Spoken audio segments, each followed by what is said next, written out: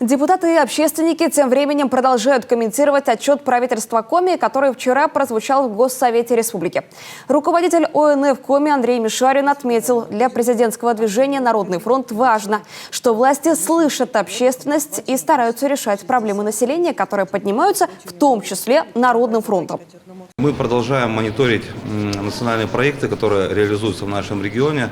И, конечно же, все вопросы, которые мы обозначаем перед правительством, да, они бывают острые. И правительство старается в первую очередь работать на исправление ситуации. И здесь мы отмечаем, что наша работа, она ведется в формате сотрудничества. И вот при таком формате работы совместной мы, конечно, достигаем положительных этих результатов. И стоит отметить то, что ряд наших общественных предложений, которые мы направляли ранее в адрес главы Республики Коми, да, председателя правительства Республики Коми, они вот сейчас реализованы.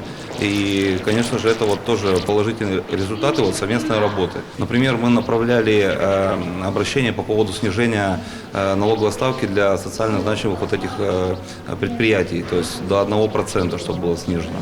И буквально вот в этом году, да, вот эта информация проходила, мы ее зафиксировали. И вот приятно, что предложения, которые формируются людьми, представителями Народного фронта, они берутся в работу и переводятся в плоскость вот эту практическую.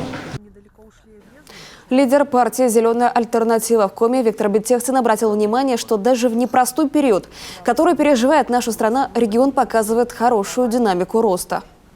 Мы должны понимать, да, что 22 год у нас такой был, опять же, специфический, постковидный, но новые реалии СВО нас все-таки носили, да, и опять же, у нас шла большая экспансия на нашу экономику, которая также, мы должны понимать, что Республика Коми одна из топовых регионов, которые вносят большую лепту в экономику страны, да, у нас мы попали, опять же, под кризисные эти моменты, которые подсанкционные, но Республика, в принципе, справляется с этими ключами, опять же, мы уходим на восток, это большой плюс.